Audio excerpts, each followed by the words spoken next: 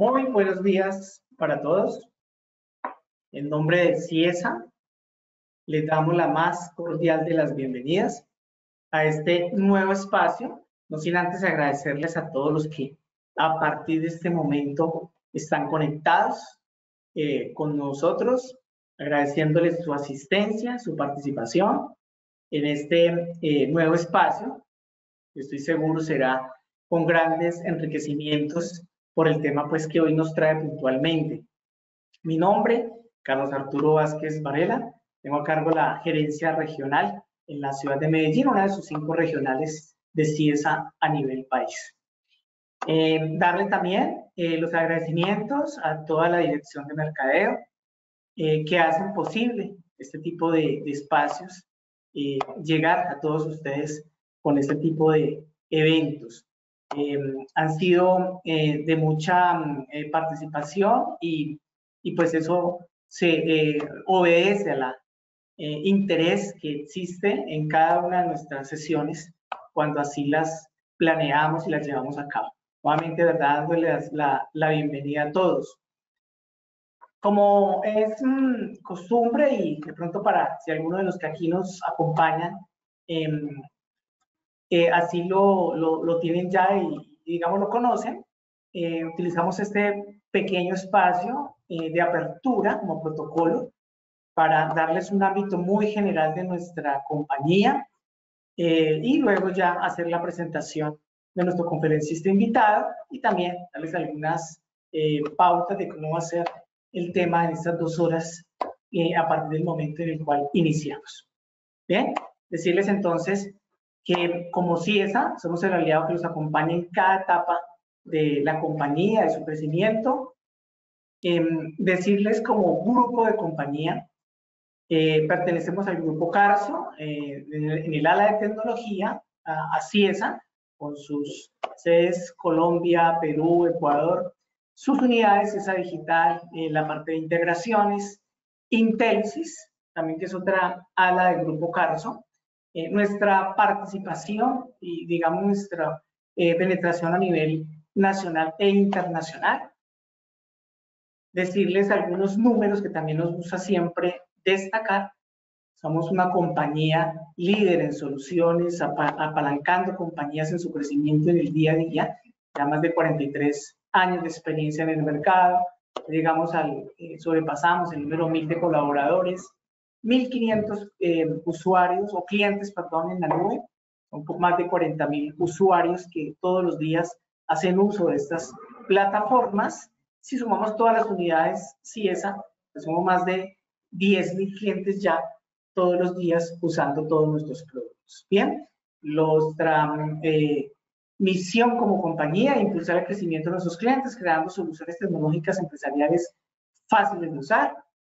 Y como propósito, impulsar siempre el crecimiento de nuestros clientes. Ese es nuestro principal esfuerzo, nuestro principal objetivo que todos los días perseguimos.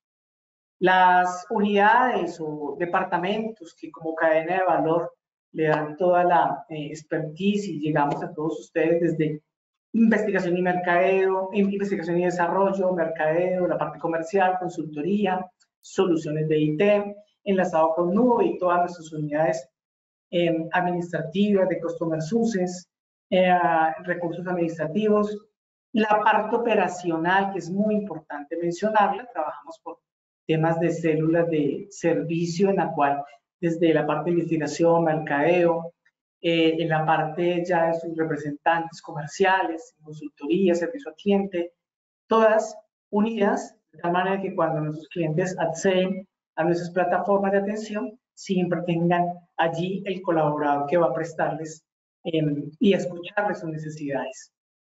Nuestro esquema funcional, que nos gusta siempre resaltarlo, obviamente como fundamento central el ERP, como planeación de requerimientos empresariales. La suite que digamos que componen ese primer círculo, hablando pues de la parte financiera, donde contamos con toda la parte administrativa, tesorería, toda la parte fiscal, tributaria, toda la parte de análisis de costos, de presupuestos, del punto de vista contable, todo obviamente con las normatizaciones y las legislaciones en el momento, la parte comercial, inventarios, compras, ventas, manufactura, donde hay una gran expertise desde lo que es atacar todo lo que es para cubrir toda la parte de ingeniería de procesos, ingeniería de costos, transformación totalmente en línea y todo totalmente en un solo foco de negocio. Nuestro suite de punto de venta, vamos a partir en 3 modelos importantes: el modelo de retail, modelo de tienda especializada y el modelo también de restaurantes y comida rápida y retención a mesa.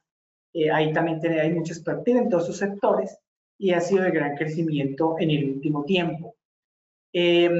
También nuestra gestión y administración de todo el recurso humano de nómina, donde cubrimos ahí 3 grandes vertientes, como son gestión de nómina y persona, gestión de nómina y autogestión, gestión de nómina básica y autogestión, gestión de personal, sistema general de seguridad social en el trabajo. Son las 3 suites que nos componen todo el HCM, que es nuestra suite de administración de capital humano.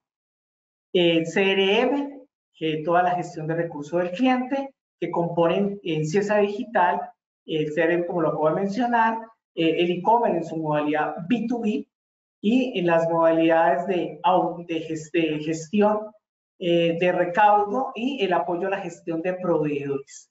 Entonces, digamos que esas 4 soluciones hoy en día componen todo nuestro nicho de CIESA Digital. También otros módulos que componen toda la estructura funcional del ERP CIESA, que desde soluciones de gestión hotel, donde estamos trabajando con la línea Zeus, toda la parte de documentación electrónica, gestión de proyectos, control de acceso, planeación, soluciones de control de piso, control de calidad, mantenimientos, gestión salud, llegamos a esos nichos, planeación guiada por la demanda, toda la parte fiscal y toda la parte del área de integraciones. También con la solución de fuerza de ventas, automatización de fuerza de ventas, que hace también parte del nicho de CIESA Digital. Nosotros siempre esquematizar toda la parte en el sector comercio, donde su fundamento en la parte de front, de lo que es la atención al cliente como tal, la cubrimos, como mencionamos ahora, puntos de venta, e-commerce, CRM, movilidad, y circundante a ella toda la parte de facturación, medios, pasarelas, marketplace, programas de lealtad, rompefilas, self-service, conexión con periféricos, toda la parte de analítica predictiva, social marketing y la integración con todas las plataformas reconocidas del mercado y también llevando todo esto y apoyándonos en la apertura de la data para que puedan ustedes también tener unas soluciones de business intelligence que muchos clientes también hoy en día nos consultan. Nuestros aliados, el control de acceso, gestión de compensación, relación guiada por la demanda, gestión de proyectos, predicciones a través de la inteligencia artificial. Mencionarles algunos de los clientes que hoy orgullosamente hacen parte de la familia CIESA en varios sectores. Allí contamos sector, entonces vean ahora el sector ferretero, sector restaurantes, sector constructoras, en la parte de hoteles, en la parte de industria, en retail, muchos hoy en día, seguramente algunos de los que aquí nos acompañan, compañías de más de 2.000 empleados a nivel nacional que también hacen uso hoy en día de las plataformas nuestras en sus soluciones y orgullosamente también compañías que superan el billón de ingresos año de las compañías que hoy en día hacen parte de este primer perfil de compañías a nivel nacional que se destacan por sus ingresos y su crecimiento. Pues orgullosamente esas son las que tenemos hoy en día en nuestro haber. Bien, estas compañías de CIESA internacional, compañías en Perú, algunas de ellas ustedes ven allí, Ecuador, en México, República Dominicana, Costa Rica y El Salvador, esos para mencionarles algunas. Todo esto, indudablemente, enmarcado dentro de nuestro gran eslogan que cada vez se fundamenta más el ADN de nuestros funcionarios, juntos más simple. Nos permitimos entonces pedirles antes de presentar a nuestro conferencista invitado, dándole de antemano los agradecimientos, decirles que al final nos llenen por favor la encuesta que queda pues allí disponible al finalizar esta sesión, para que allí nos coloquen sus calificaciones, sus sugerencias, sus observaciones o algún interés, si a bien ustedes tengan, nos lo pueden allí consignar y nuestros colaboradores estarán con ustedes contactando a la mayor brevedad. Así que es muy importante sus comentarios, su participación y sus aportes. Por eso expresamos que por favor esa encuesta nos la puedan diligenciar. También conveniente mencionarles que esta sesión, una vez terminemos y la editemos, va a quedar en nuestras redes sociales como YouTube, como Facebook, como Instagram, donde también ustedes van a poder allí volver a compartirla y poder vivir esta experiencia que hoy tenemos. Darle los agradecimientos, como les dije a todos, y especialmente a María Camila Castro, que en este momento nos está haciendo todo el control en el detrás de cámaras, que le llamo yo siempre. Entonces allí estará ella controlando, y sobre el final de la sesión vamos a dejar el espacio para preguntas y respuestas. Así que ahí nos las van consignando, nos van registrando en la plataforma. María Camila al final nos va a estar compartiendo con el invitado especial para darle las respuestas efectivas. Bien, nuestro especial agradecimiento en esta apertura de este evento que lo hemos denominado Conoce sobre declaración de renta,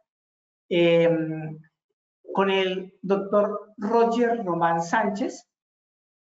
Roger Román es contador público y abogado, socio de impuestos y legal Rosser Pitford DSA, más de 14 años de experiencia como consultor y planeación tributaria en los diferentes sectores empresariales, certificado en IFRS Full e IFRS Pymes del Instituto de Contadores Públicos en Inglaterra y Gales, conferencista de muchas instituciones. Los temas que vamos a tratar hoy como temáticas: obligaciones formales, patrimonio, depuración, procedimiento, doctrina y jurisprudencia. Nuevamente los agradecimientos a Roger Román. Muchas gracias por estar aquí, mi doctor Roger, por habernos aceptado esta invitación. La audiencia es suya, mi doctor Roger. Muchos éxitos y muchas gracias. Estimado Carlos, muchas gracias por tus palabras de bienvenida. Gracias a María Camila también siempre por la invitación, y en especial gracias a todo el equipo de Ciesa por hoy esta invitación.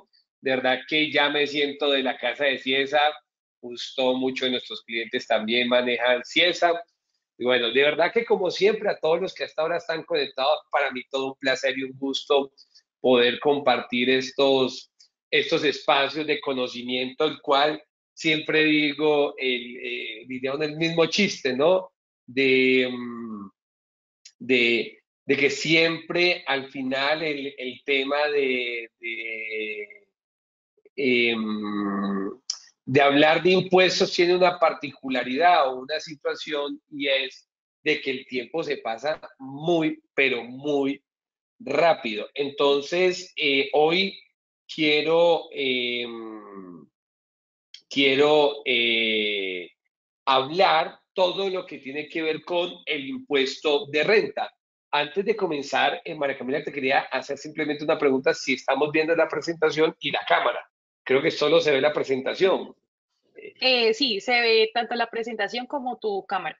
Sí. Ah, perfecto. Entonces, como es todos los años que tenemos prácticamente, esto es como una charla obligatoria, hablar de la declaración de renta, a ver qué cambios hay nuevos, a ver, os recordaría, y muy seguramente cuando hablemos algunas temáticas volveremos siempre a recordar elementos que ustedes dirán, ya conocemos, ya manejamos, pero que es necesario volver a retomar. Este es nuestro séptimo año que ya hablamos de la conciliación fiscal, desde la reforma tributaria de la ley 1819, una reforma en la cual ya tenemos más experiencia, ya entendemos un poco más la norma, ya entendemos un poco más las interacciones, Y bueno, hoy nosotros realmente de la charla lo que más voy a querer o más va a ser el interés, van a ser tres grandes temas.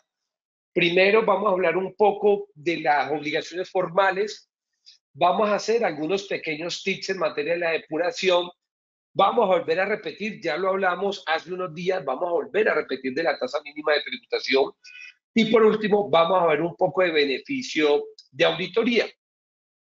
Comencemos entonces porque el tiempo hoy se nos acorta y yo sé que se nos va a pasar extremadamente rápido el tiempo de hoy. Arranquemos con las obligaciones formales.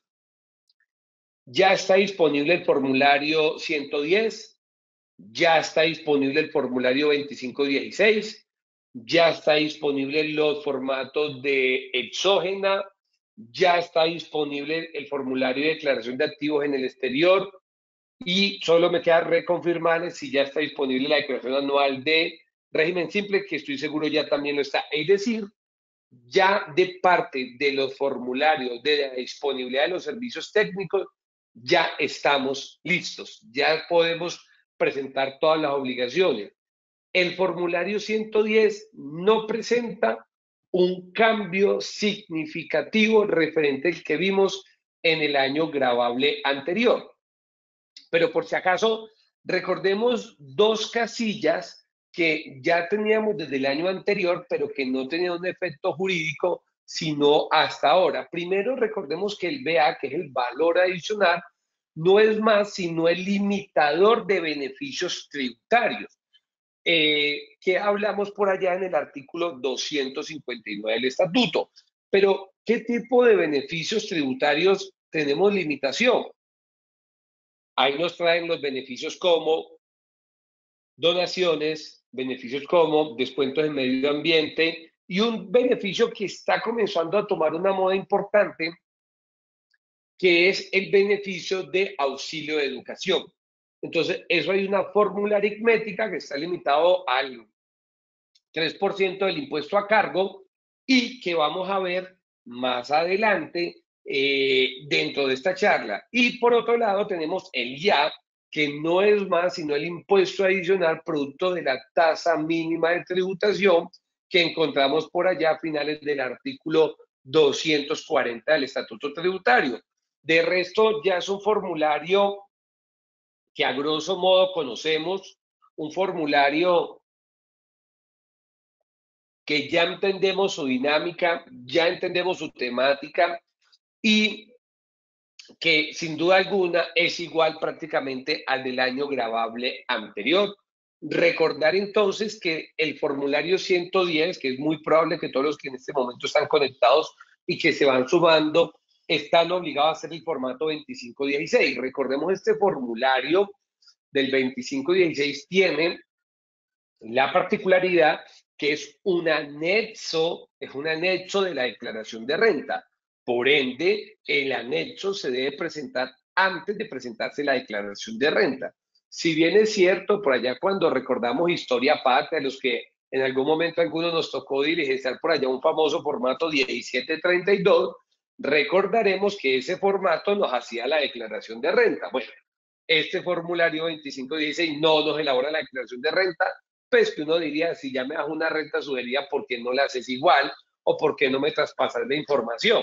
Y que ya sea a criterio propio, si yo deseo modificarle algo, pero bueno, la DIAN no nos ha dado ese regalo, así que hay que hacer el 2516 y manualmente hacer el 110.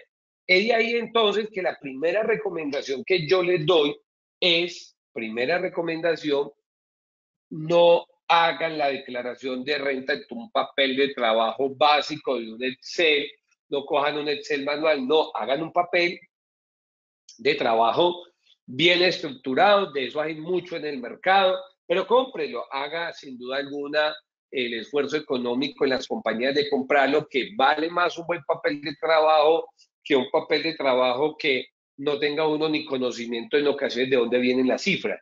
Pues ya sabemos que este formulario 2516 obligado a llevar contabilidad, lo tienen que hacer aquellos que tienen ingreso igual o superior a 45.000 UEPs. Estos son 1.935 millones de pesos, o aquellos en la cual la DIAN lo llegue a determinar. Ya hemos dicho, se presenta primero que la declaración de renta y por ende pues va a de cierta forma diligenciar el formulario 110, no necesariamente tiene que ser igual, pero pues lo correcto es que fuera igual. Estamos hablando que el 2516, en una analogía de entendimientos, estamos hablando que es el balance de prueba.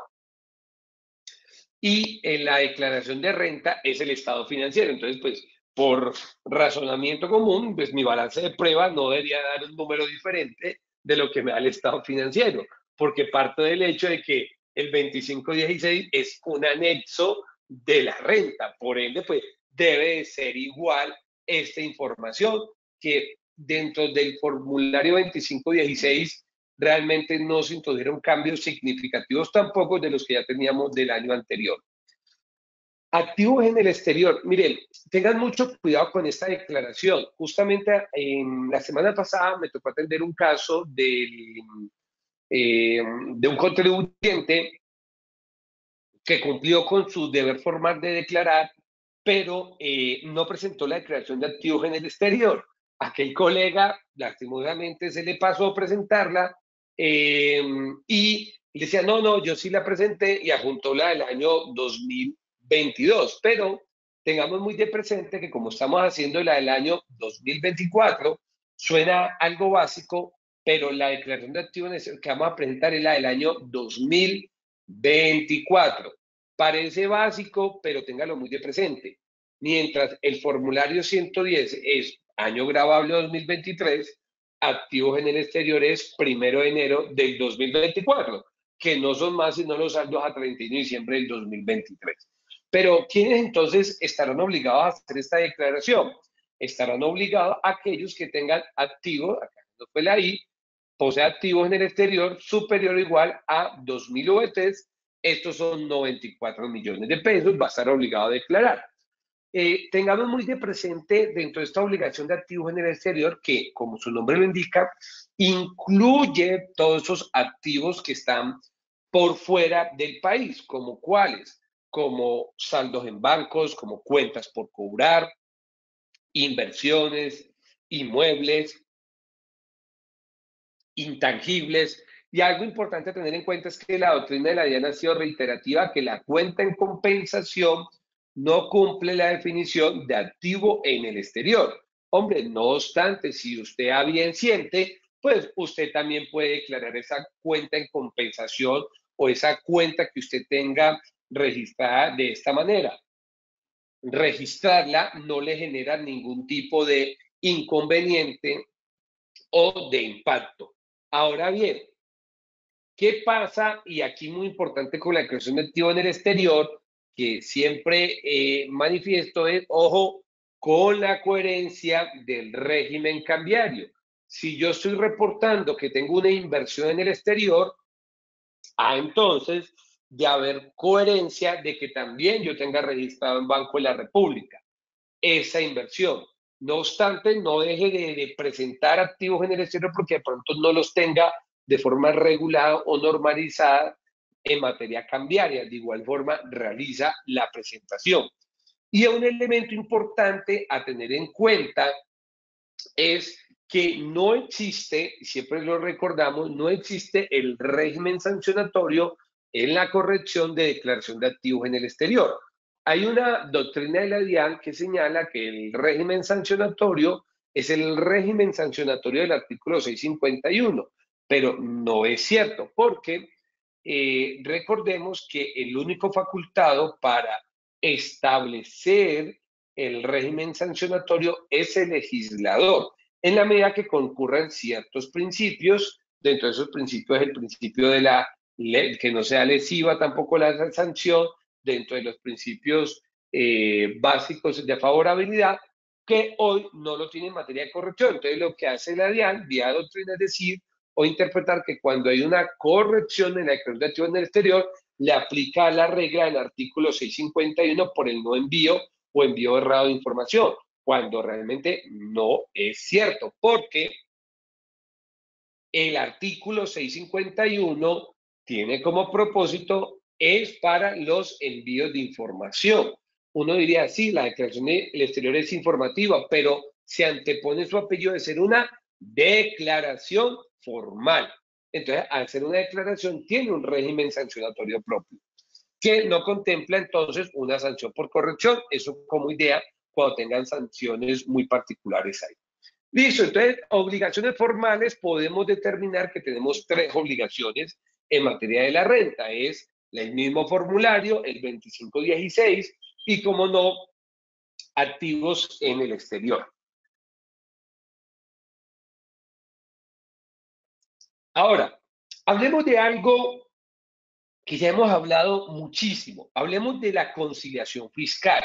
En materia de la conciliación fiscal, ya este es prácticamente sexto, séptimo año que hablamos de la conciliación fiscal, manifestamos los elementos de la conciliación fiscal y hablamos de esos principios de conexiones formales que tienen nuestras normas tributarias con nuestras normas contables.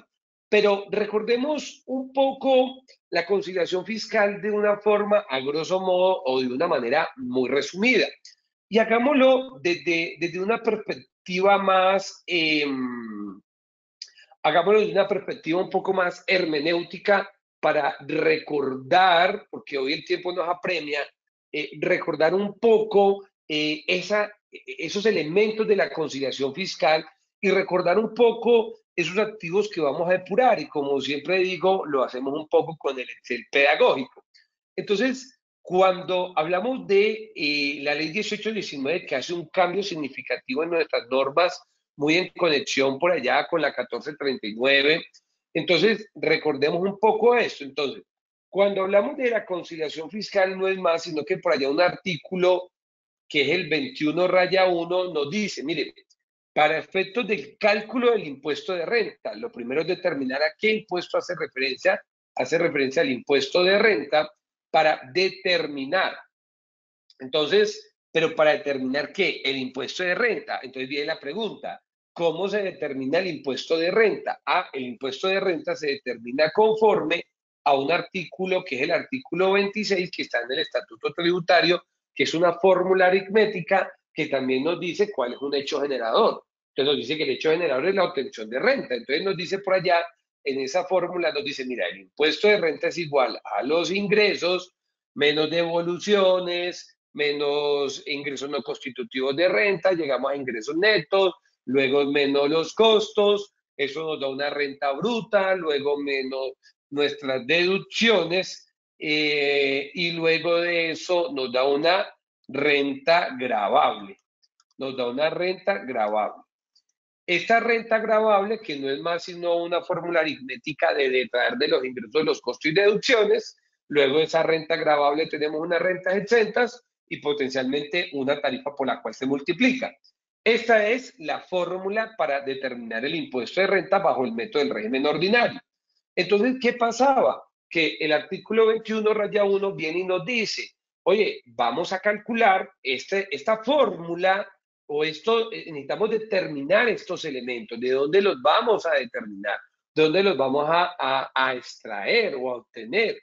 Entonces, acá viene el artículo 21-1 y nos dice, mire, el impuesto de renta se determinará conforme a la técnica contable, será conforme a la técnica contable en cuanto a su reconocimiento inicial y a su medición posterior, pero pone una condición, siempre y cuando la norma tributaria remita. ¿Qué es remitir? Remita a la técnica contable, es decir, vamos a hacerlo como dice contabilidad, pero es cuando yo estatuto, yo te diga que lo tomes de contabilidad, o cuando yo no te lo diga, que se llama por omisión. No obstante, a lo largo del entendimiento de estas normas, se han creado otras formas de interacción, como lo es la interacción natural y la supletividad. Pero hablemos de la interacción. Entonces, la interacción es cuando la norma fiscal regula de forma directa la norma, pero lo que regula es igual a la norma contable. Entonces, remisión, ¿qué es? ve a, toma allá. Eso seguramente ustedes han escuchado 2000 conferencias de conciliación fiscal donde ponemos comúnmente todos los que dictamos estas charlas, cogemos el artículo 28, el 59, etcétera. Entonces, en la remisión, la norma por acá nos dice un artículo que es el 28. Y ese artículo 28 nos dice, ojo, para efectos de los ingresos fiscales, vamos a hacerlo conforme dice la técnica contable. Eso lo dice el 28. Para efectos de los costos, vamos a hacerlo como dice la técnica contable, lo dice el artículo 59. Y para efectos de la deducción, vamos a hacerlo como lo dice el artículo 105, que también nos remite a la técnica contable con unas excepciones. Entonces, partiendo de la base, mi declaración de renta se fundamenta sin duda alguna o inicia desde, por norma general, desde contabilidad, desde mis bases de técnica contable. Entonces, a partir de acá podemos sacar dos grandes elementos. Podemos decir que esta interacción está por normas generales y normas especiales. Entonces, ¿qué son las normas generales? Las normas generales son aquellas que el estatuto tributario ha indicado como, oye, estas normas son aquellas con las cuales determino mi impuesto de renta, que son estas que estamos viendo acá. Estas son normas de carácter general. Pero resulta que hay unas normas especiales, como por ejemplo el artículo 200. Este artículo 200 es una norma que me dice cómo es el tratamiento de ingresos del sector de la construcción. O el artículo 35 llega y me dice de los intereses presuntos entre préstamos de socios o accionistas. Entonces, fíjate que es una norma que no es, me la contempla la técnica contable, pero es una norma especial. Entonces uno dirá, oye, ¿cuántas normas especiales hay? Se ha determinado que existen poco más de 100 normas especiales dentro del estatuto tributario. Es de allí entonces que cuando usted es una compañía que va a declarar renta, el trabajo realmente no está en determinar estas normas, porque estas normas ya tú las tienes por derecha y las tienes en contabilidad. Realmente el trabajo está en determinar cuáles son esas normas especiales que tú tienes que tener en cuenta en tu declaración de renta. Ahora, las normas especiales se pueden subdividir en varias categorías. Se puede subdividir por actividad económica, se puede dividir por la fuente del ingreso o se puede dividir como limitaciones a unas normas generales. Por ejemplo, una de actividad económica, la del artículo 200 de construcción. Otra norma que podemos considerar especial, por ejemplo, costos de presuntos del sector del café y de la papa, por ejemplo, que son normas de carácter especial. Podemos ver por el tipo de fuente de ingresos la de los intereses, podemos ver la de las fuentes de ingresos, la de los que tienen contratos de 4G.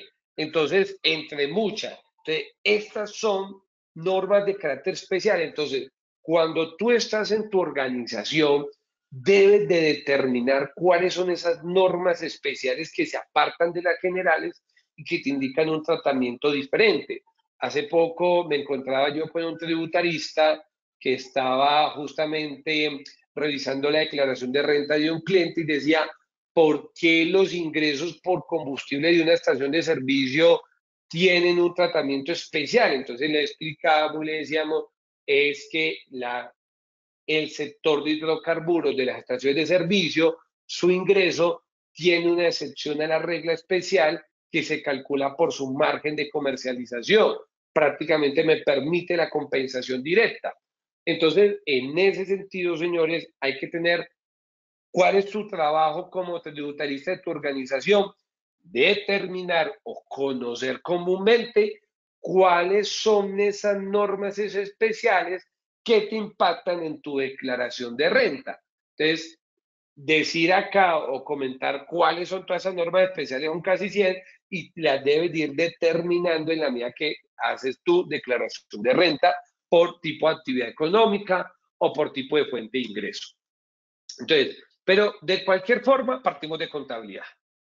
Listo. Hablemos entonces un poco y entendiendo esto, el patrimonio bruto, partamos de la depuración de los ingresos de los costos y gastos, un elemento natural que hacemos en todas nuestras declaraciones de renta.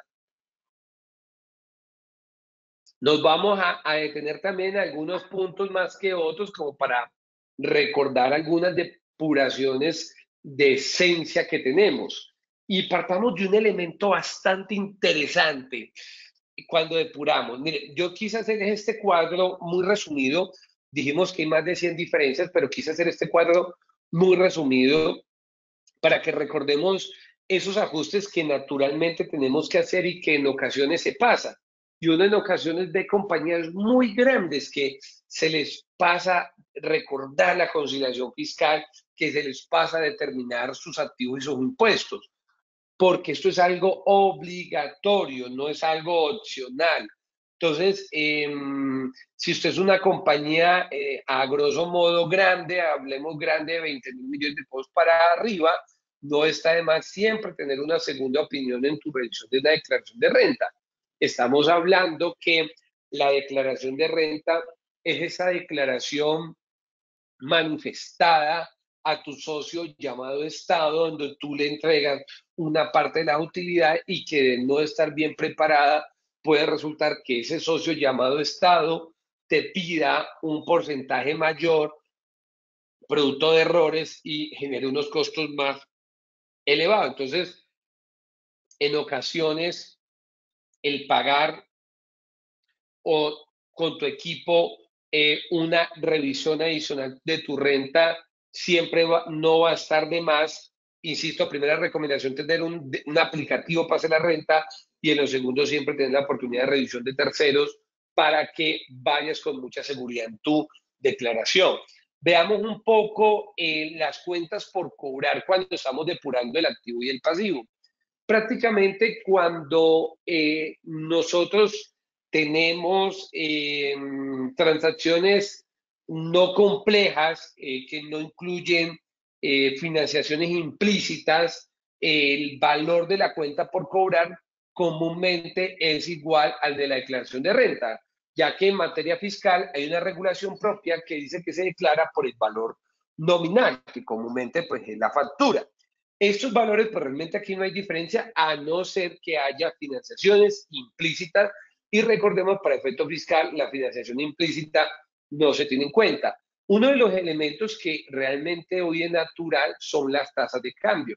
Hoy comúnmente tenemos operaciones de impuesto y hay que actualizar la TRM. Recordemos que para efectos de IFRS, la norma me señala que yo debo reconocer las cuentas por cobrar a su tasa de cierre, y una vez hecha su tasa de cierre, posteriormente sigue su tasa para efecto fiscal, no, sino su tasa histórica. Entonces, breve ejemplo, tengo una cuenta por cobrar de $1.000, esto es en USD, de $1.000, que para efectos de cierre, recordemos la TRM de cierre fue, o la TRM de cierre fue 3.820, si no estoy mal por allá, me corregirán, 3.820, o sea que tu cierre contable, tu cierre contable de esta cuenta por cobrar tuvo que haber cerrado en este monto, pero para efecto fiscal necesitas hacer la depuración. Entonces acá mayor valor fiscal, menor valor fiscal y saldo fiscal. Entonces, ¿cuál debería ser el saldo fiscal? La TRM histórica que tenga el instrumento. Entonces, ¿cuál es la TRM histórica? Vamos a suponer que era 4.500 porque fue por allá en junio. Nosotros hemos tenido un carrusel o un parque de diversiones con esta diferencia en cambio. entonces resulta que el valor por el cual realmente debe cerrar para efecto fiscal es de 4.500.000. Por ende, resultaría un mayor valor fiscal este tema por diferencia en cambio, algo que debemos de hacer en todas las operaciones. En materia de deterioro, aquellos que están conectados son IFRS Full, que aplican método de pérdida esperada. Recordemos que si tú eres IFRS Full, aplica el método de pérdida esperada, y si eres IFRS para pymes, aplica el método de pérdida objetiva. Método de pérdida esperada, recordemos, no es más sino cuando nace el instrumento financiero, la cuenta por cobrar, a partir de las tendencias estadísticas está en que cuando tú emites una cuenta por cobrar de 100 o emites o tienes un ingreso de 100, la probabilidad de que esos 100 no te paguen o no recaudes es del 5%. Entonces, nace el instrumento por 100, pero ya sale con un deterioro de 5.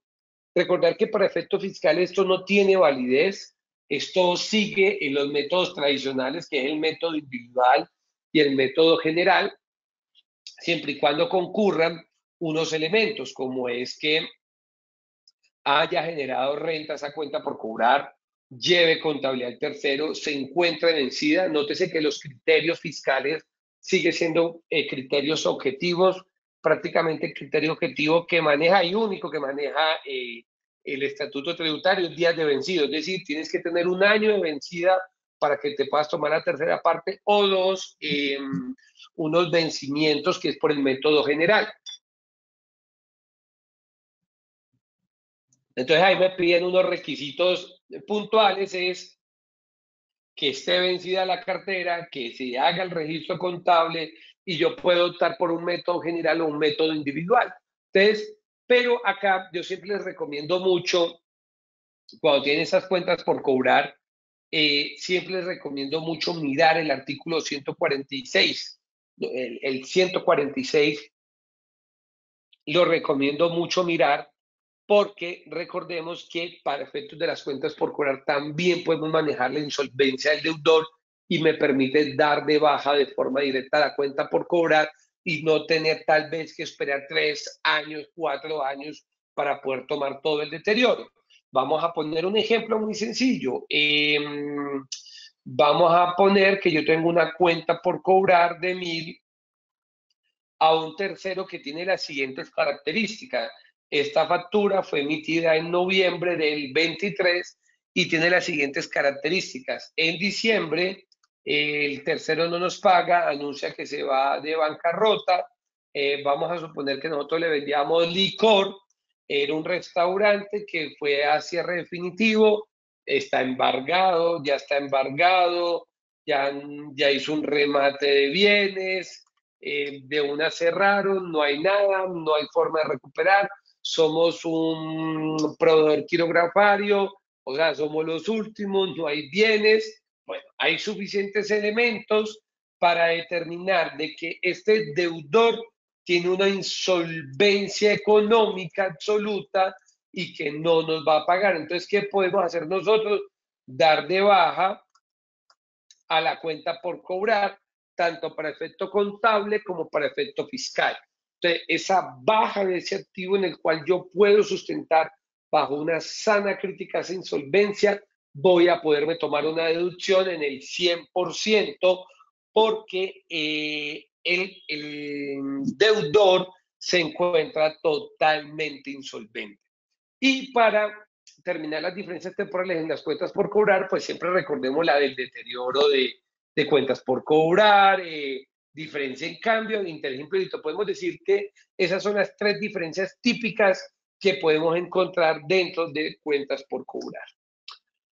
En materia de inventario, ¿qué ajustes podemos hacer? Hoy, particularmente, casi siempre las conferencias las dicto desde la oficina de Russell Berford Barranquilla. Hoy tengo el privilegio de estar dictándoles de las ciudades de Bogotá. Está haciendo un frío agradable hoy en la ciudad de Bogotá. Entonces, cuando hablamos del inventario, pasa algo muy particular. que los inventarios, para efectos del costeo, ya hemos dicho, hay una remisión expresa al artículo 59. Entonces, el estatuto divide los bienes en materia fiscal entre movibles y fijos. Los inventarios están dentro de los movibles. Y ahí señala prácticamente que para efectos fiscales el costo o el inventario va a ser conforme a la técnica contable. Y lo que la norma hace son dos cosas. Primero, el método de valor neto de realización o BNR no tiene efecto fiscal hasta tanto se dé la venta. Recordemos que el BNR no es más, sino cuando yo tengo inventario que ya yo tengo determinado que voy a perder dinero en él por múltiples razones. La norma me dice, reconoce desde ya la pérdida de ese inventario. O sea, reconoce o disminuye el valor de inventario lo que va a perder. Mientras que para efectos de renta se dice, no lo reconozcas sino hasta cuando lo vendas. Y acá un grave error de interpretación que a veces tenemos de este artículo. Y este artículo es el artículo 64 del Estatuto Tributario. En ocasiones nos confundimos con él y realmente creemos que es un artículo que me habla de ajuste, cuando realmente es un artículo de limitaciones de deducción. Ese artículo es el famoso 74 que me habla de la limitación de las pérdidas de fácil destrucción o las pérdidas o las bajas obsoletas. Recordemos que para efecto contable, cuando yo tengo una baja de inventario, lo debo llevar de forma automática al resultado. Lo mismo pasa para efecto fiscal. Lo que pasa es que en cuanto a la deducción, sí me coloca unos presupuestos que me limitan. Por ejemplo, cuando es de fácil destrucción, me dice que es el 3% de ese inventario de las compras más del inventario inicial más las compras, el 3% es la limitación que puedo tomar como pérdida o fácil destrucción. Pero cuando el inventario no es de fácil pérdida o destrucción, lo que me dice, yo te acepto la deducción si le das de baja al activo y si le das de baja o lo chatarriza. Para ello, me coloca un presupuesto a nivel de certificado, a nivel probatorio, que si bien es cierto, no me coloca a qué firme la revisoría fiscal. No está de más en ocasiones, bajo algunas sentencias que ya hemos conocido, de que en materia probatoria también se aporte ese tipo de certificados. Propiedad, planta y equipo. Tal vez una de las normas que mayor diferencia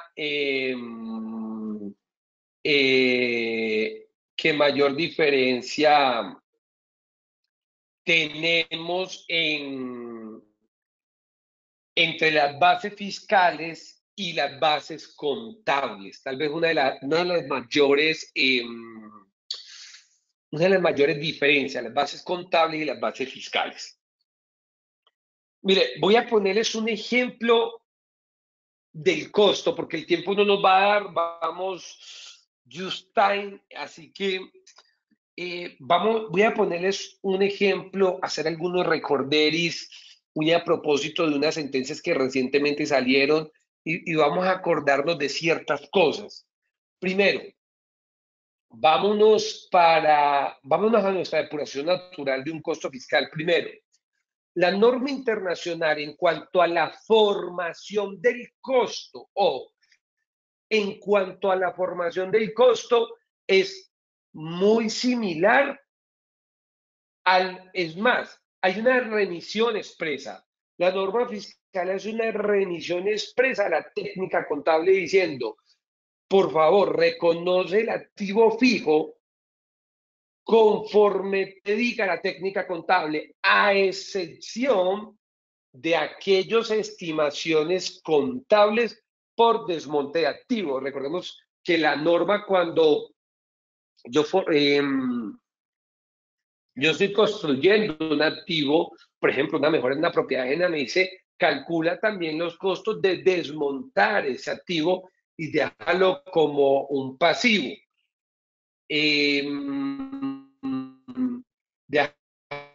Como un pasivo. Entonces, en ese sentido, ojo, que el resto todo es igual. No obstante, donde está realmente el problema o la mayor parte de la diferencia es en las mediciones posteriores. Hablemos de las mediciones.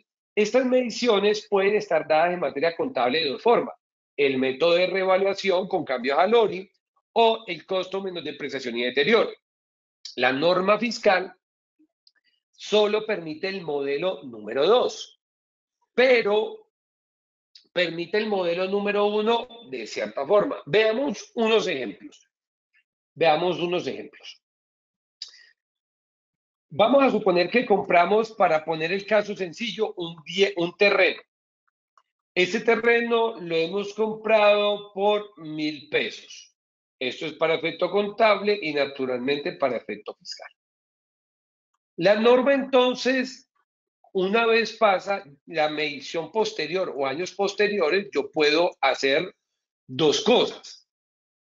Para efectos contables, puedo aplicar una revaluación del activo fijo, es decir, oye, ha tenido un mayor valor o un valor por una especulación, ha tenido un superávit, como lo conocemos, o dos, tomo la decisión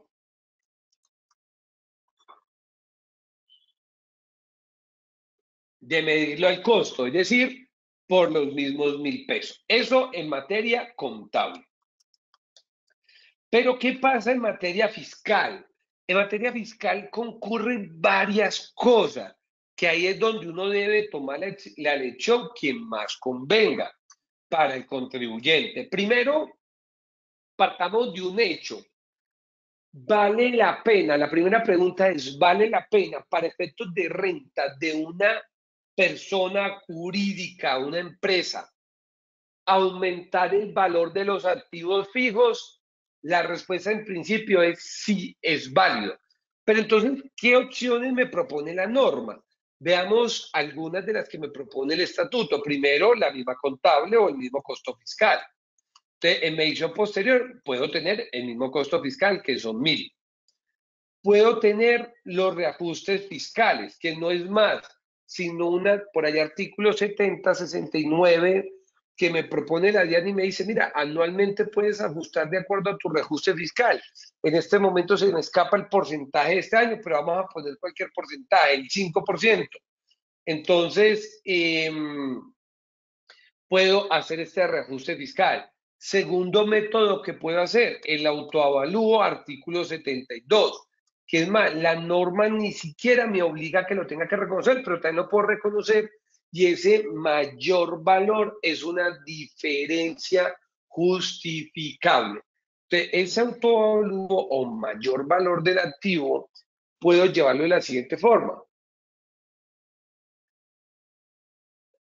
Ese mayor valor yo puedo decir registro, porque eso también es un error, ante la entidad competente de catastro, el nuevo autovalúo, yo digo, ya esto tiene un valor de 1.500. Previa registro dentro de el organismo territorial competente que determinar el valor o avalúo catastral. Entonces, nótese que en materia fiscal sí me propone varias oportunidades en materia tributaria. En cuanto al deterioro, y ojo con este tip fiscal de hoy. Vamos con el tip fiscal de hoy.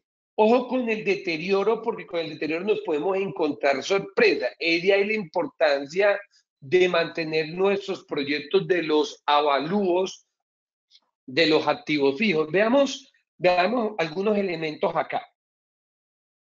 Y entendamos un poco este artículo 129, lo cual, pues por ser un TIC le damos lo mejor. Vámonos al artículo 129. Como siempre lo he dicho, es muy bueno que en ocasiones, si usted me está escuchando, que todo lo hacemos. Yo particularmente, a mí también me gusta mucho escuchar a otros colegas, escuchar muchos puntos de vista que nutren la parte educativa, porque fíjese, la otra vez estuve en un diplomado de unos colegas que están dictando unas conferencias y uno a veces se torna como aburrido, no porque uno se la sepa toda, no, no, todo lo contrario, uno no sabe nada. Y siempre les digo, ojo, que uno no sabe nada. Uno en estos temas tributarios, de verdad que uno no sabe nada y es un conocimiento muy pequeñito y por ello uno siempre teniéndose que retroalimentar. Y en esa conferencia que estaba el conferencista, eh, en ocasiones uno escucha 3 horas de conferencia y uno dice, bueno, ya esto se entiende un poquito, esto ya se entiende un poquito, pero casi siempre termina saliendo algo que uno dice, wow, ese no lo tenía en el radar, ese tip no lo tenía en el radar y uno enseguida dice, claro, esto lo puedo implementar de esta manera. Justamente recordemos un poco este artículo 129 del deterioro, que por cierto hay hasta una doctrina de la DIAN sobre eso muy interesante. Entonces la norma acá nos dice que se entiende por obsolescencia, define la obsolescencia, es una misma definición que nos hace la DIAN, pero llega y nos dice, ojo, la obsolescencia parcial de los activos no serán deducibles sino hasta el tanto en el momento de enajenación de dichos bienes. Y no confundamos la palabra enajenación como venta, no solo la confundamos como venta porque también puede ser simplemente un traspaso o una baja del activo. Entonces, ¿qué quiero ponerles en este tema? Posiblemente usted tenga, vamos a poner la más típica, el equipo de transporte. O equipo amarillo, equipo o maquinaria amarilla. La maquinaria amarilla, que es lo que conocemos como los bulldozers, todos estos elementos, son activos que cuando tienen unos trabajos operativos tan fuertes de 24 horas, comúnmente tienen una vida útil corta también, porque ya después de cierto punto, naturalmente, por un trabajo físico pesado, comúnmente tienden a disminuir su capacidad de producción o terminan dañándose mucho y parando operación. Entonces, recordemos que en algunas entidades parar operación no es una posibilidad y terminan siendo dadas de baja de una forma muy rápida. Entonces, supongamos que compramos una maquinaria amarilla por 1.000 pesos nuevamente. Para efectos de la política contable, tenemos entonces de que esta vida útil del activo la hemos calculado en un periodo estimado de 7 años. Y se espera que con mantenimientos preventivos en 7 años ya prácticamente este activo o esta máquina prácticamente resulte siendo ya para chatarrización y ni siquiera para venderla, no, ya prácticamente para chatarra. Pero para efecto fiscal, recordemos que la vida útil hay una tabla de mínimos y esa tabla de mínimos que está contenida en el artículo 137 me dice, no, tienen que ser 10 años.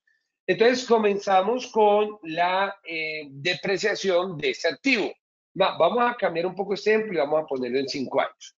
Comenzamos con este activo en el año 1, año 2, año 3, año 4 y año 5. Démoslo hasta acá. En este año pues, hay una depreciación prácticamente igual, una depreciación igual de 200 pesos. Ya yo vengo controlando esta diferencia, pero para efecto fiscal sí me supone mínimo 10 años. Listo, o sea que esto es una diferencia temporal, natural, que ya conocemos, que se corrige mediante impuesto diferido, esto ya lo entendemos. Pero, ¿qué sucede acá? Resulta que el año 5 ya el activo está totalmente depreciado, pero no solo totalmente depreciado, está dado de baja. Le damos de baja. Al darle de baja el activo porque ya consumió todos sus beneficios, fiscalmente al amparo del 129 del deterioro total, porque no me acepta un deterioro parcial, puedo también dar de baja. Fíjate que entonces acá cierro la diferencia temporal y también aprovecho de forma directa una deducción. Entonces, ¿cuál es la recomendación? Si tienes activos que tienes políticas de depreciación agresivas, que ya el activo terminó su capacidad operativa, que ya has dado de baja, pero fiscalmente aún sigues depreciando porque estás bajo o limitado con una tabla de mínimos, ten muy de presente de poder depreciar o dar de baja ese activo y aprovechar esta deducción. Listo. Vámonos para los pasivos. Y una vez estando en una cena con un gran tributarista de este país muy reconocido, y ya por encima del bien y el mal, como dice uno, decía, lo único real en un estado financiero son las deudas, porque usted con las deudas, lo único que usted puede hacer con las deudas es ocultarlas, pero de resto, la deuda es deuda. Si usted le prestaron 1.000 pesos, usted debe 1.000 más intereses o debe 1.000, pero usted debe 1.000. No hay nada que hacer con eso, sino pagarlo. Entonces, es muy cierto. Entonces, uno se pone a pensar y realmente desde un punto de vista, un pensamiento básico, natural, simplificado, es cierto.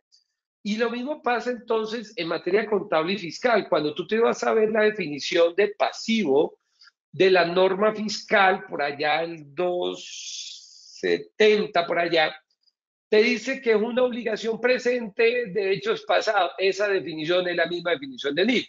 Y dice, no es un pasivo fiscal las provisiones y contingencia y el impuesto diferido. O sea, deja de claro que sí, mi definición es la misma, que no te hago una remisión, es decir, no digo que tome la definición bajo la técnica contable, pero la definición es la misma definición. Solo que viene y me dice, oye, pero por si acaso no es un pasivo eso. Entonces, ¿qué no es un pasivo? Las obligaciones con fecha incierta, los intereses con financiación implícita, los pasivos que no están consolidados en cabeza de los empleados, ejemplo, beneficios quinquenales o producciones quinquenales, y cómo no, la diferencia en cambio no realizada.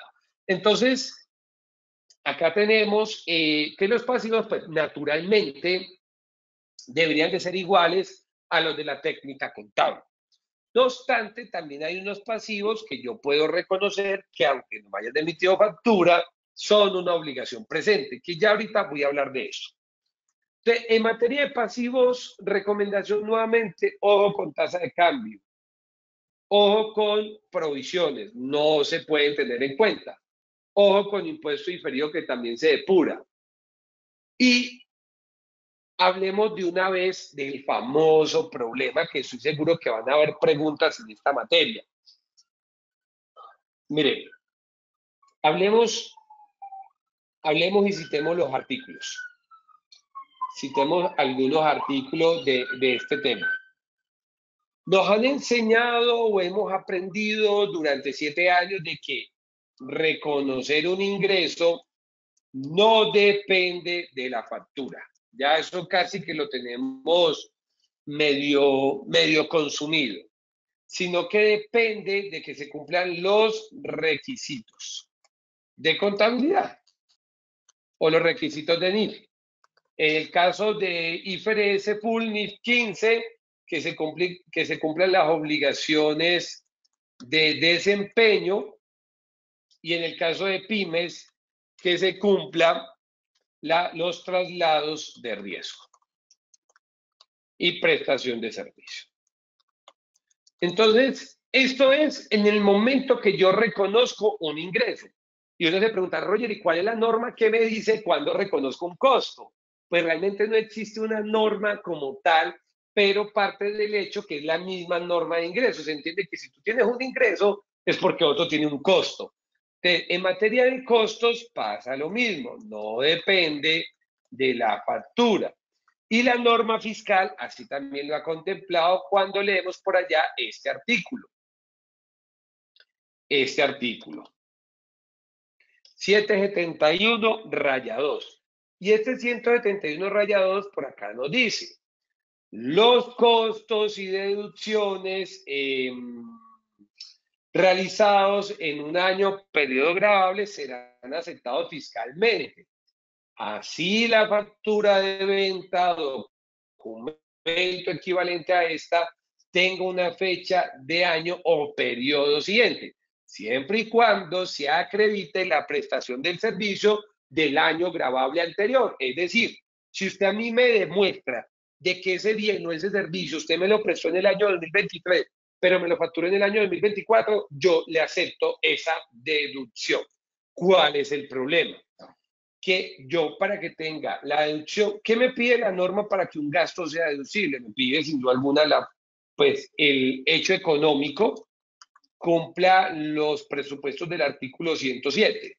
Vamos a suponer que los cumple. Entonces, ¿ahora qué me pide? La factura de venta. Me está diciendo la norma, te acepto que sea del año gravable siguiente. Que sea el año gravable siguiente. Entonces, ¿qué es lo que pasa acá? Que adicional a la norma me dice, pero tienes que aplicar de retención en la fuente. Si no le aplica de retención en la fuente, no se lo puede tomar. ¿Cuál es el problema de esta situación? La falta de conciliación. Si no hay conciliación entre mi proveedor y cliente, aquí lo que tenemos son unas diferencias fuertes futuras. Primera recomendación que yo le hago acá, hágalo sobre temas materiales. Sobre temas materiales, ¿verdad? No lo haga sobre cositas pequeñas porque tampoco entienda el principio de la materialidad y entienda el principio de la practicidad. Les voy a poner este ejemplo. Yo tengo un cliente call center, justamente una vez estábamos cerrando un call center y me llaman a decirme, oh, Roger, es que está malo porque te falta un gasto. Estamos hablando que ese call center factura, tiene ingresos por 30.000 millones y tuvo una renta líquida como de 3.000 millones. Y me dicen, Roger, te falta incluir un gasto del año 2024 que se presentó en el año 2023. Por tanto, hay que modificar la retención en la fuente, modificar la provisión de renta y modificar el estado financiero. Yo quedé asustado. Yo, ¿cómo así? ¿Y qué gasto es ese? No, es un servicio de nómina que no reconociste y que la suma de 2 millones de pesos. Yo no tiene sentido. Por 2 millones de pesos. Entonces, y aquí no adivina quién era el proveedor de esa tercerización, de ese proceso. Éramos nosotros mismos. O sea, que nosotros también, yo pregunté enseguida en la firma si eso se había reconocido, porque se facturó un mes vencido y hubo un error ahí, que se terminaron los cálculos. Entonces llegan y me dicen, no, acá en la firma tampoco se reconoció, sino que reconoció en el año que facturó. Para la firma tampoco es material. Entonces, al final, conclusión, no ha pasado nada. No estoy diciendo con esto que no se haga. No, en la medida que lo puedas hacer y tengas conciliación con tu proveedor, hazlo. Pero a esta altura, ponernos a corregir de un lado para otro por un valor que no es material, que no es práctico, que no hay sentido, pues no. Ahora, viene un segundo problema. Ahorita ese problema es de practicidad y materialidad. Pero, ¿qué pasa cuando para un lado es material y para el otro no?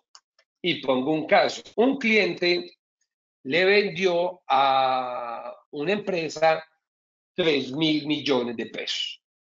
Una venta que le dijeron podía facturar, pero hasta la vigencia siguiente, es decir, año gravable 2024.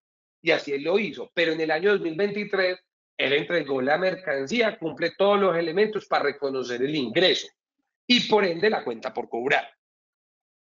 El cliente no lo reconoció. Lo reconoció en el año 2024, cosa que uno le llama la atención y dice, wow, una empresa tan grande como esta, ¿cómo le hace? No lo reconoció. Entonces, pero para ellos no es material. O sea, para el cliente, nosotros como proveedores y nosotros como clientes, no es material. Pero para nosotros es demasiado material. ¿Qué hemos de hacer en ese caso? Reconocer el ingreso. Paga la autorretención. Y si ellos nos aplican retención en la fuente con el año siguiente, nosotros no la tenemos que tomar y ya el problema caerá en el cliente porque nosotros sí cumplimos todos los elementos de ley. Pero ojo, en lo posible, concilia con tu proveedor. Y uno de los buenos elementos para conciliar es pedir los certificados de retención. Esto ya lo vimos la vez anterior, cuando vimos actualización, pueden buscar la conferencia anterior.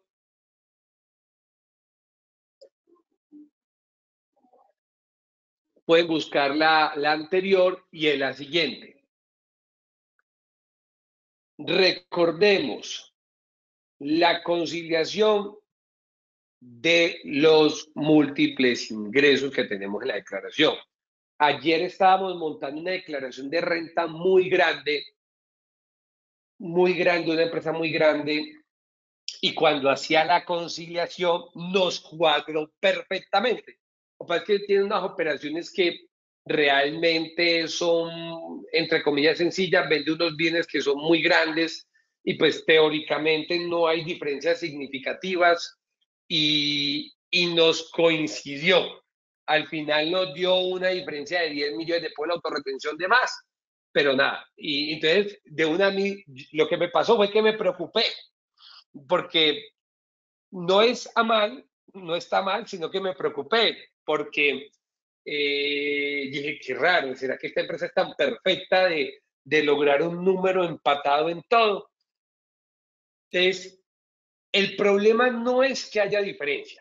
Ojo, el problema no es que haya diferencia. El problema es que no esté conciliado y no esté justificada la diferencia.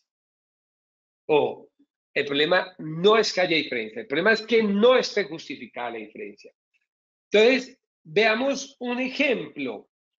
Yo la otra vez les ponía el ejemplo y decía, a ver, yo tengo un ingreso por 1.000 de ingreso de operación. Bajo renta, este ingreso debería ser igual por 1.000.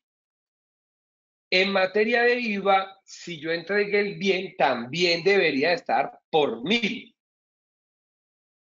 Pero es posible que en ICA debe ser igual a la renta, o sea, que debe ser igual a los 1.000, a no ser que haya un interés presunto. La autorretención debería ser igual a los 1.000. La factura electrónica debería ser igual a la contable, porque se entiende que yo emito la factura cuando cumplo los elementos de causación. Y la exógena debería de ser igual a la renta.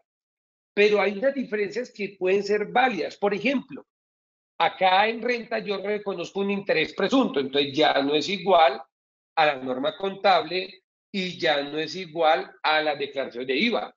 Está justificado, tengo un interés presunto. Otro ejemplo, resulta que yo vendí una mercancía, facturé una mercancía, pero no la he entregado aún. Entonces, voy a coincidir factura electrónica con IVA, pero no va a ser igual a la renta, porque ni va a ser igual a contabilidad, porque emití una factura en la cual no he cumplido o no cumplía los requisitos. Entonces, tengan muy de presente estos elementos en el momento de la conciliación. Hablemos de las deducciones, que vamos justo a tiempo para sacar varias conclusiones. Mire, recordarles simplemente, y vamos a hablar de dos elementos. Teóricamente, un costo y un gasto, uno más bien no es teórico, legalmente, un costo o un gasto solamente es deducible cuando cumple los elementos de la sustancia.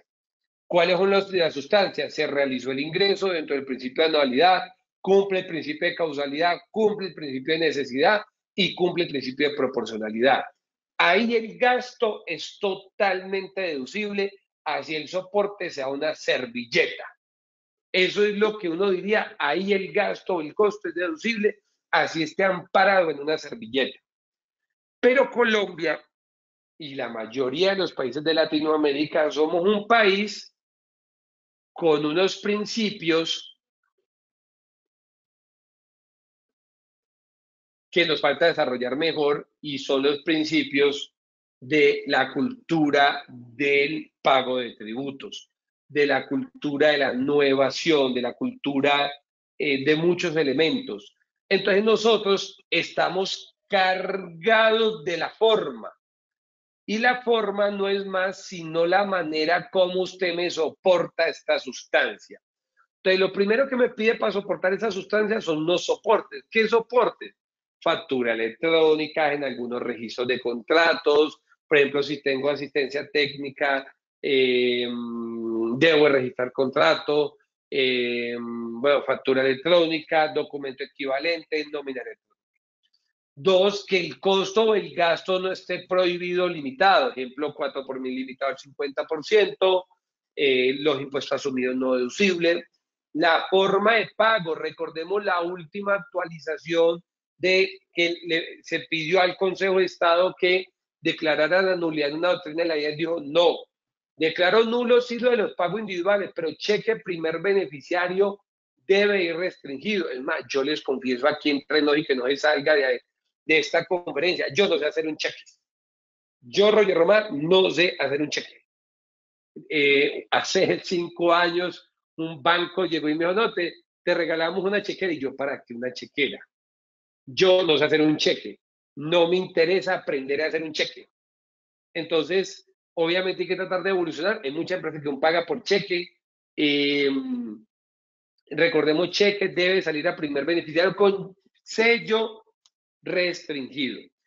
Normas de revisión donde estemos veedores, por ejemplo, pago de seguridad social y esto. Pero detengámonos un poco en el elemento de soporte. Miren, yo que les recomiendo con el elemento del soporte. Aquí hablamos de factura electrónica y en el mundo de la factura electrónica nos vamos a introducir con los famosos, factura electrónica con los famosos acuses o advertencias a la factura. Recordemos que nosotros debemos dar 2 advertencias. Primera advertencia debemos de dar es la del recibido. Segunda, de la factura, donde decimos sí, recibimos la factura.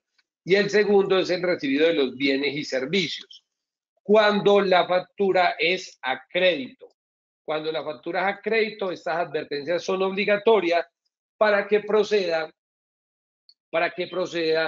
el tema de del costo de la deducción o del IVA descontable. Hay un problema, mucha gente no lo hace. Hay un problema, mucha gente no lo hace. ¿Cuál es la recomendación? La norma no ha señalado una limitación en el tiempo para estas advertencias. Si usted es una compañía que no ha hecho estas advertencias, pues lo invito a que se ponga al día. Roger, ya hasta pagué la factura, no importa, hágalo. Mire, yo soy de una tesis que esto es un exceso de forma.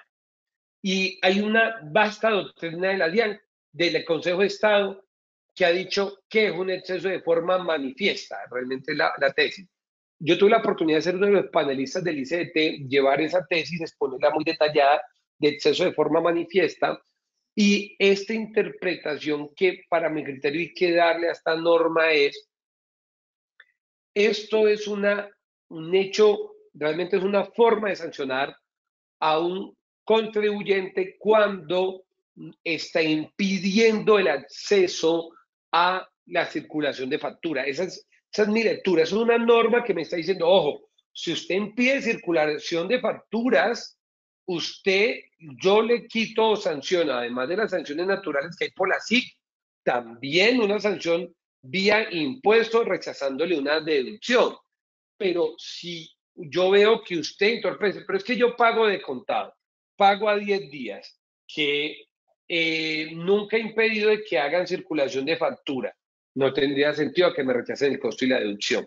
Entonces, ahí en ese sentido es donde yo veo más la interpretación, pero no vamos a hacer los conejos de pelea, escúcheme la palabra, no vamos a hacer los conejos de batalla, no vamos a hacer los conejos de experimento para que Consejo de Estado vayamos a pelear. ¿Esto en cuánto tiempo va a salir? Por allá seguramente en 8 años.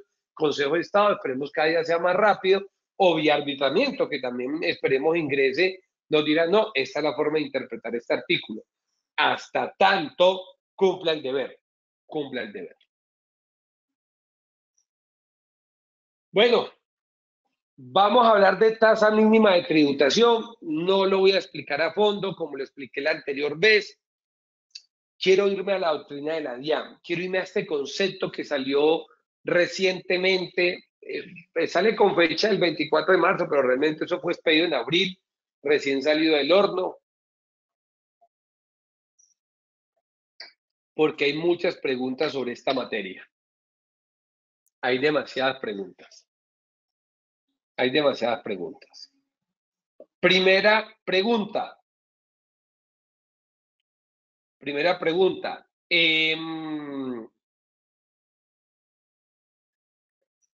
Primera pregunta. Las pérdidas, ORI, todo eso.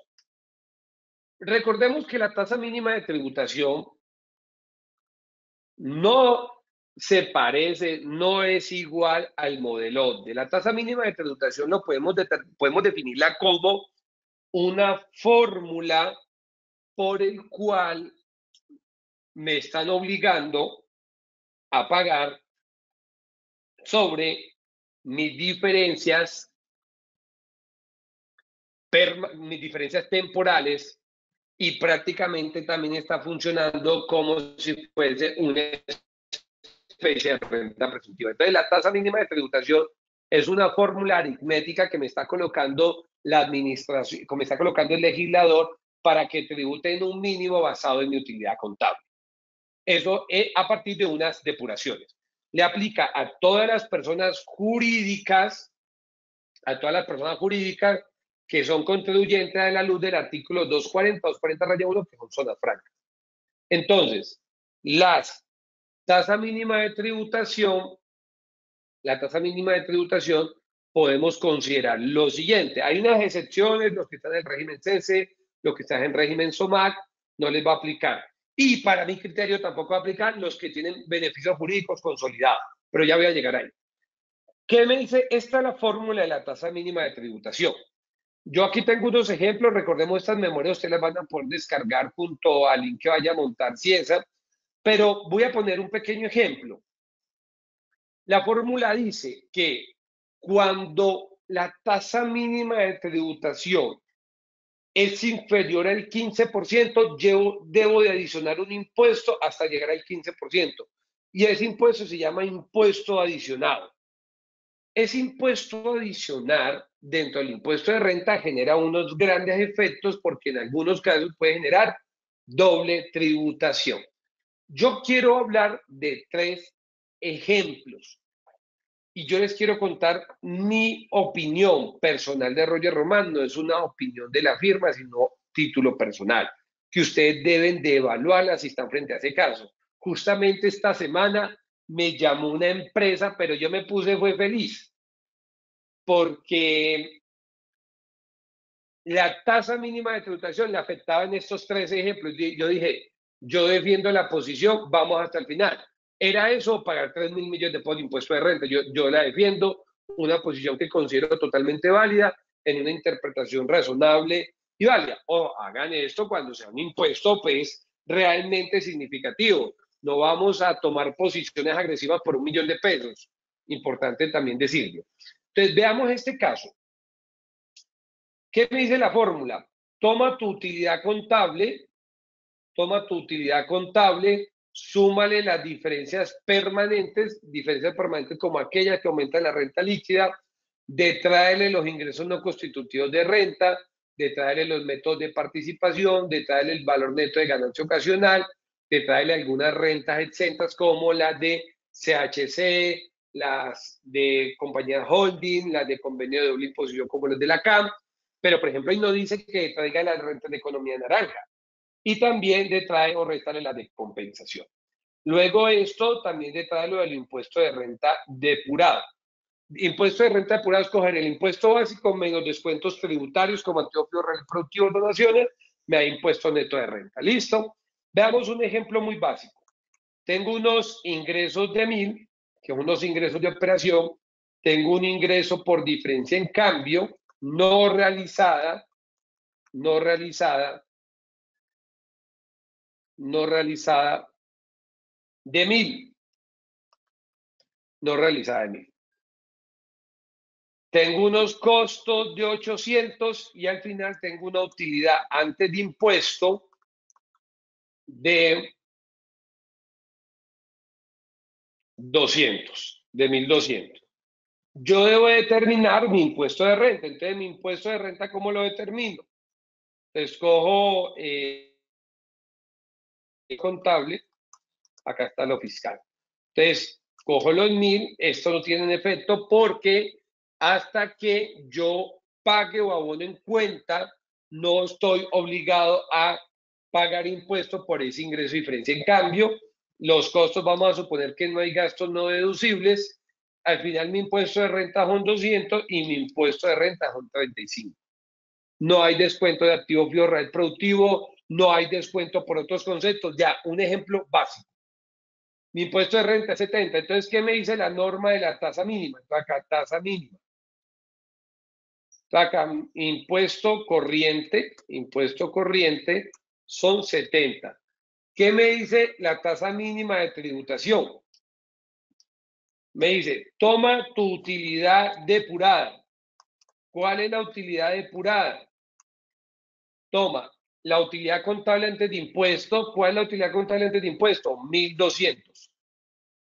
Entonces, utilidad contable, y acá es impuesto depurado, mi impuesto depurado sobre la utilidad depurada. Entonces, mi impuesto depurado es muy sencillo, son los mismos 70. ¿Y mi utilidad depurada de dónde sale? De coger mi utilidad contable más los gastos o las diferencias permanentes, que son los gastos no deducibles. Mis diferencias permanentes. Entonces, ¿cuánto es mi utilidad contable? 1.200. ¿Cuáles son mis diferencias permanentes? 0. Entonces, ¿cuánto es mi utilidad? Mi utilidad depurada, 1.200 en este ejemplo básico. ¿Cuánto es cuánto es 70 sobre 1.200? El 65.83%. O sea que yo debo de adicionar un impuesto hasta llegar al 15%. Puedo hacerlo de dos formas. Multiplico los 1.200 por el 15% y resulta que el valor me da 180. O sea que necesito agregar 110 pesos de impuestos para llegar a mi tasa mínima de tributación. Entonces, para llegar, entonces mi impuesto corriente son 70 más mi impuesto adicional, que son 110. O sea que mi impuesto corriente son 180. Son 180. Pero vamos a suponer que el próximo año, esto es año 2023, en el año grabable 2024 ya no tuvimos ingresos, pero sí pagamos la obligación el 2 de enero. Yo tenía esto controlado por diferencia fiscal, no hay problema. ¿Dónde reconozco el ingreso? 1.000 pesos acá. ¿Cómo queda mi impuesto de renta? 350. O sea que al final yo terminé pagando 2 veces por ese mismo hecho económico. Miren que terminé pagando el 35% y más el 11% de esto. Es decir, terminé pagando por esos mismos 1.000 pesos el 46% de tasa de impuesto sobre la renta. Ahí es donde hablamos que se genera un doble tributo. Hoy en este momento hay pues 2 sentencias que buscan la inexequibilidad de esta norma, que es una norma totalmente impráctica, y a diferencia del artículo 49, con pérdidas fiscales o excesos de renta, no hay carry back ni carry forward en compensaciones. Por ende, se genera un doble tributo. Y aquí es donde yo quiero llegarles. Quiero llegarles a, por temas de tiempo, quiero llegarles a esto. Bueno, quiero llegar a, ojo que hay doble tributación, ojo que puede hasta triple tributación cuando vayamos a repartir dividendos. y me afecta en todo lo demás, para mí inconstitucional, pero vamos a ver qué dijo la DIAN por algunas dudas que había. Primera duda que había, que la DIAN responde y dice, oye, ¿qué pasa con el ORI? ¿El ORI hace o no hace parte de la utilidad contable para tenerlo de base la utilidad depurada? Llega la norma y dice, el otro resultado integral no hace base para depuración de tasa mínima de tributación. O sea que aquí una buena noticia. Le preguntan, había muchas preguntas si la propiedad horizontal, pues realmente estaba, siempre me causó un inquietud para qué preguntaban eso. Al final se entiende que una propiedad horizontal es presupuestal, su utilidad siempre debería de ser cero. Cuanto mucho le quedará lo de la reserva. Y al final la DIAN le dice, mire, los ingresos por cuotas de sostenimiento no generan impacto fiscal, no tienen efecto fiscal.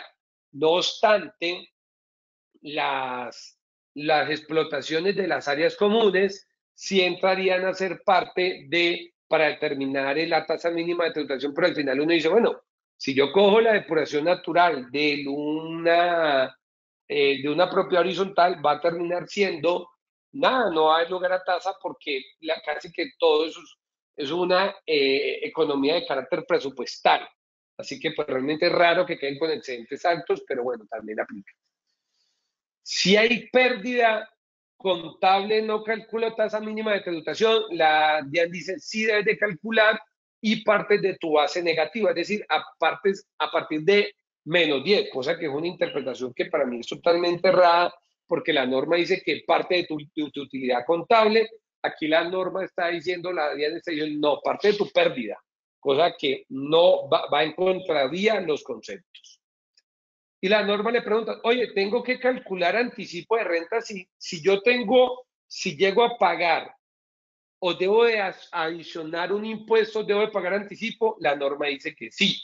Entonces imagínense en este caso, fuera de que pago 180, debo de calcular un anticipo del 75%. Obviamente la fórmula de traigo retenciones, algo que se vuelve realmente absurdo y una norma en contravía. Entonces, acá lo que yo les quiero tratar de transmitir es lo siguiente: posición. Usted, si le aplica o le toca adicionar impuesto por tasa mínima de tributación, debe de tomar posición jurídica sobre la materia. Ojo, si es relevante, si es material, ¿no? Debemos de tomar posición referente a, primero, mi posición personal, no es una posición de la firma.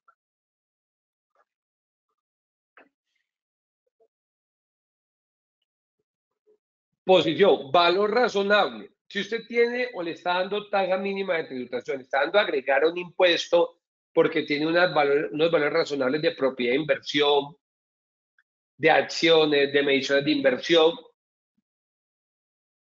Yo, Roger Román, tengo la tesis que artículo 28-5 la excluye y dice, el 28-5 dice de forma contundente, los valores razonables no serán objeto de impuesto complementario, no serán objeto de impuesto de renta y complementario hasta el momento de su enajenación o liquidación. ¿Y por qué digo esto? Porque la tasa mínima de tributación que está en un artículo, que es un artículo de tasa, y es una fórmula de determinar la tasa, no me puede determinar una tasa indirecta sobre un ingreso que ya una norma me está diciendo, ojo, no es grabada hasta tanto no se venda. Así que soy de la tesis que yo no puedo coger una tasa indirecta que se está formando de tasa mínima sobre un ingreso que me están diciendo que es contable, no tiene efecto fiscal, sino hasta tanto se venda mi tesis. Diferencia en cambio, lo mismo, que ahí veamos el ejemplo de la diferencia en cambio, igual. Hay una norma especial. Que me dice, es 288, perdón, yo había puesto 288. Dice, las partidas que fluctúan en estado de situación financiera expresadas en moneda extranjera no tendrán efecto fiscal sino hasta el momento de su venta o abono de los casos de los activos o liquidación parcial de los pasivos. Entonces también me está diciendo, oh, no va a pagar el ajuste de diferencia, en cambio no va a pagar impuesto hasta tanto no se liquide esa obligación que esté en dólares, sea activo o sea pasiva. No se va a liquidar impuesto. Entonces, nuevamente juega. Tengo un artículo 40 que me está calculando una tasa que para mi criterio no lo puede dar, pero son posiciones que debe de tomar la compañía. No es una posición que usted ni siquiera debe tomar a título personal. Usted debe demostrársela a la administración y a partir de ahí tomar una decisión de riesgo o no riesgo. Hombre, Roger, me da que mi impuesto son 1.000 millones y por tasa mínima de tributación me da 10 millones, pues más. No tiene que pensarlo mucho, agréguele. Hágalo cuando el impuesto realmente sea representativo para la compañía. Conclusiones, pues también revisar políticas contables, que esto ya lo vimos en una anterior conferencia. La limitación de los beneficios tributarios, ya lo vimos, un cálculo sencillo de adicionar. Quiero pasar al descuento tributario. Activos fijos reales productivos. Rápidamente quiero hablar. Me preocupa que no vamos a quedar con mucho espacio para preguntas. Teníamos que terminar casi a las 9:30, pero bueno, tendremos unos 5 minuticos para responder algunas preguntas. Activo fijo real productivo se encuentra vigente. Recordemos, condición para que un activo fijo real productivo tenga o podamos descontarlo en renta. Primero, que el IVA se haya pagado. O sea, que lo hayamos pagado directo o vía leasing. Entonces, es importante que el activo que estemos comprando se haya pagado. 2, que el activo que estemos adquiriendo sea producto de una adquisición, de una construcción, de una formación o de una importación. Es decir, unas formas de adquisición que me están planteando de el activo fijo real productivo. 2, que el activo fijo real productivo sea tangible, lo puedo tocar, que el activo se deprecie conforme a técnica contable y que efectivamente cumple la definición de activo fijo. Y aquí muy importante, que participe en la producción de bienes y servicios. Pero este entendimiento de la producción del bien y el servicio no lo debemos de entender como una interpretación absoluta. Yo recuerdo que antes que pasara esto, yo discutía con unos colegas que unos colegas decían, no, una comercializadora no se lo puede tomar. Y yo, claro que sí. Una comercializadora que se dedica a la compra y venta de bienes necesita estantería, necesita transportar la materia, camiones, necesita mejoramientos de bodega, necesita tal vez empaquetadura, y eso es una forma, no tal vez de producir un bien, pero es una manera de producción de generación de fuente de ingresos, que es lo que buscaba el legislador. Entonces, acá la interpretación del Consejo de Estado dijo, ojo, porque la expresión directa no es válida. También ese tipo de entidades pueden acceder a este beneficio. 2, los no responsables de IVA, clínicas, hospitales, ejemplo, que compran activos fijo real productivo con IVA, pueden también tomar el descuento. Y también aquellos, un concepto que tenía la DIAN que decía que solo se podía tomar en el periodo en el cual se pagaba, también lo deroga y dice, no, lo puedes tomar en cualquier momento en que lo pague, en cualquier momento del año subsiguiente. El tope máximo es el impuesto básico de renta, pero ojo porque si usted lleva el impuesto básico a 0, después vas a pagar el 15% mínimo de tasa mínima de tributación. Entonces acá, ojo con el descuento, limítelo hasta la tasa mínima de tributación. Y importante que se hace una pregunta, si yo me descuento un IVA activo fijo real productivo y luego vendo el activo, ¿debo volver ese descuento? No, ese descuento no se regresa. Y por último, recordar el término de las declaraciones, que es de 3 años, y el término especial de 5 años para las empresas con régimen de precios de transferencia o que hayan tenido pérdida fiscal en el año grabado. Beneficio de auditoría para cerrar la charla de hoy.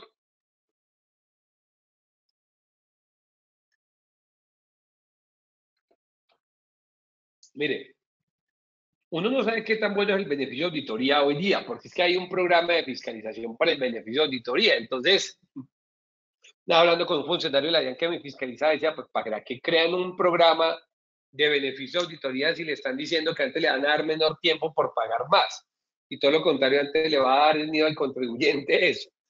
Mire, recordar el beneficio de auditoría sigue siendo bueno, da tranquilidad a las partes, hay veces el beneficio de auditoría se da de forma natural, a veces se ha provocado. Entonces, beneficio de auditoría, tenemos la firmeza de renta entre 6 a 12 meses contados a partir de la fecha de la presentación de la declaración. Beneficio 1, primero, la declaración quedará en firme si el impuesto de renta se aumenta, neto de renta se aumenta más de un 25% o 12 meses, si se aumenta más de un 25 y 6 meses se aumenta en un 35. ¿Cuáles son los requisitos?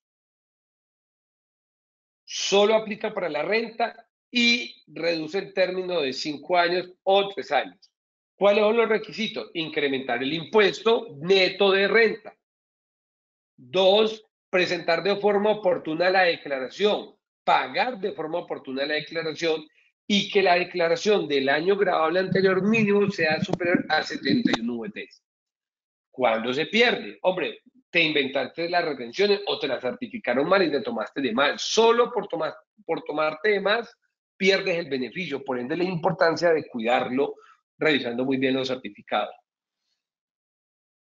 Por correcciones que no cumplan los requisitos. Entonces, yo corregí y ya no cumplo el requisito porque ya no crecí el 35 o el 25%.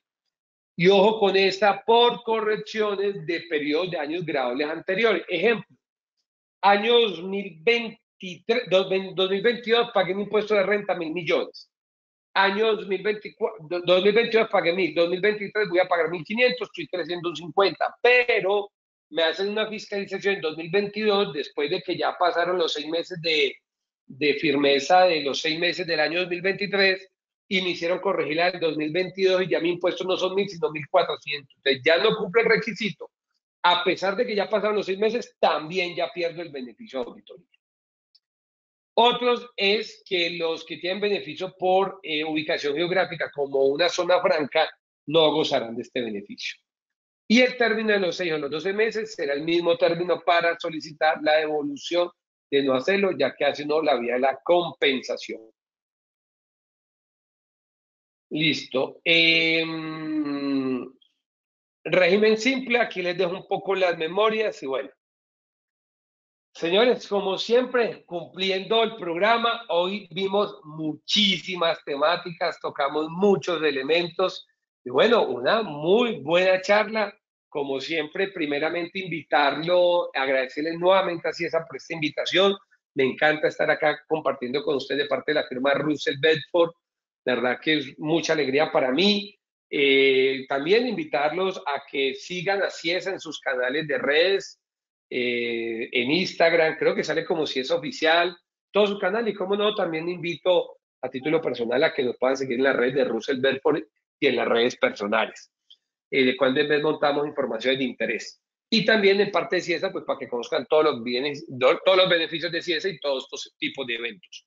Entonces, no sé si tengamos algunas preguntas para que alcancemos a responder algunas inquietudes que tengamos. Si estás por acá conmigo, el equipo de Ciesa, si estás por acá, María Camila. Sí, Roger, acá tenemos una pregunta de Karen Dañana. Nos dice, una cesión de derechos fiduciarios de un lote se entiende como una compra para quien recibe. Y si es así, se debe entender esta por el valor de la cesión. En este caso, se ha pagado un mayor valor al que está registrado en el fideicomiso. Fideicomiso. Entonces, por supuesto, mira, voy a ponerle ejemplo fácil. Russell Bedford tiene un bien inmueble que costó 1.000 y yo, Roger Román, lo aporté. Y está parqueado en una fiducia. Y resulta que si esa llega y me dice, Roger, me interesa el bien inmueble que está dentro de una fiducia, cédeme los derechos fiduciarios. Al cederse los derechos fiduciarios, pues hay unos ahorros de escritura pública, hay unos ahorros de impuesto de timbre, cedo los derechos fiduciarios y esa cesión de derechos fiduciarios tiene retención en la fuente, es como si fuera una compra normal. Pero ¿qué está comprando Ciesa? Está comprando un bien inmueble por efecto de transparencia fiscal. Entonces, Ciesa al final compra un bien inmueble y eso es lo que efectivamente está pagando. Y la cesión de derechos fiduciarios efectivamente es una compra que también está sujeta a retención. Ciesa, cuando lo reconozca, compró unos derechos fiduciarios que no me compró el lote por 1.000, sino por 10.000. Entonces va a reconocer en su contabilidad un bien inmueble por 10.000, no unos derechos fiduciarios, un bien inmueble por 10.000, que están a través de un derecho fiduciario.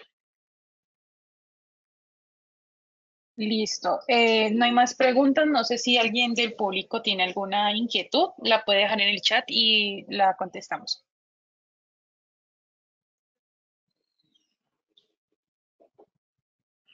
Bueno, María Camila, mientras tanto, nuevamente agradecerles, recordarles los últimos 3 tips. Compren un aplicativo de renta, tengan segunda revisión de renta cuando las rentas sean grandes y obviamente la típica, ojo, cojan una posición de tasa mínima de tributación. Todos esperamos que eso sea inconstitucional realmente porque debe ser inconstitucional. Eso es un tumor dentro de nuestro sistema tributario y eso tiene que ser cercenado de nuestro sistema porque realmente puede implicar pagos de doble tributación de compañías hasta pequeñas en ese sentido. Bueno, si no hay más preguntas, María Camila, muchas gracias por la invitación a Ciesa. Ciesa. Juntos, más simple.